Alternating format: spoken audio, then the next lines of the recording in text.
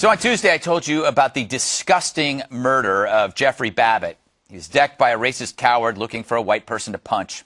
I asked if the press would cover this story the same way it had for other certain race-tinged stories. I should have kept my mouth shut. The New York Times devoted 1,000 words to Martin Reddick, a.k.a. LaShawn Martin, a.k.a. racist dirtbag. The Times author quickly cites Reddick's, who's punched the guy, troubled background and his struggle with mental illness. So let me get this straight. When a white man acts racist, he's obviously racist, but a black racist, mentally ill. Total double standard, the Times at its best. So how was this guy on the street with his long history of violence? He's been in and out of jail many times. He's been a threat to citizens with 20 run-ins with cops, and still there he was, free to kill on Union Square. Why is that? His last punch is about race, but also a cowardly culture that's given up its will to punish, like refusing to hear Allah Akbar before a jihadist kills 13 people. We block out the actual message the killer delivers because it's so damn uncomfortable. So here's what the killer said after he killed poor Jeffrey Babbitt and left Jeffrey's mother suffering from Alzheimer's without a caregiver. He said, "You think I'm afraid of these charges? I punched a police officer in Newburgh in front of a crowd of people and all his colleagues, and I was out of jail in 168 hours. He said that. So how come when evil speaks, we don't listen? Because the New York Times listens. Yes. I will give this, though, Eric, to the New York Times. They did a long piece on the victim, but then they ruined it. By the next day, they felt like, oh, well, their version of fair and balanced is to do something on the victim and then do the same amount on the killer and blame his crimes on mental illness. Well, he is schizophrenic.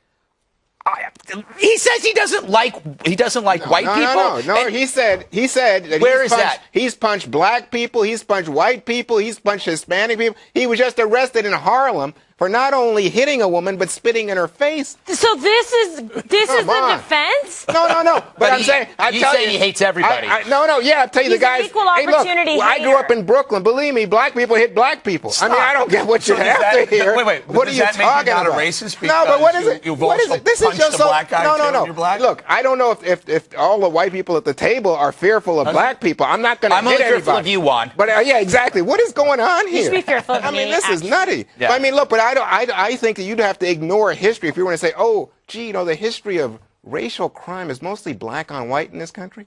Come on.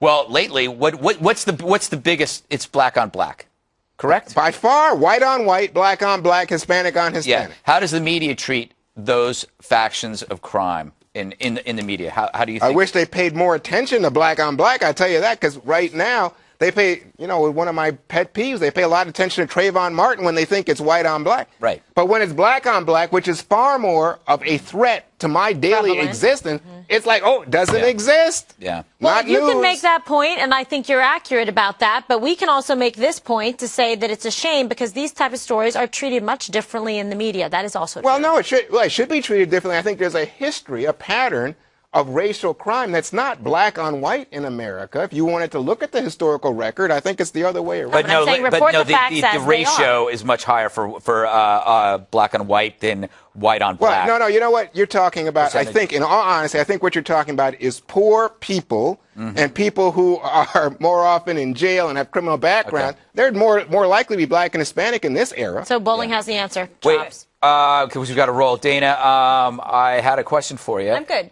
You're good? Yeah, it was a very interesting discussion. I was happy to listen. Oh, wow. Eric, were you happy to listen? No, Would you like to add a comment? No, I'm good. Yeah. Well. We're good. All right.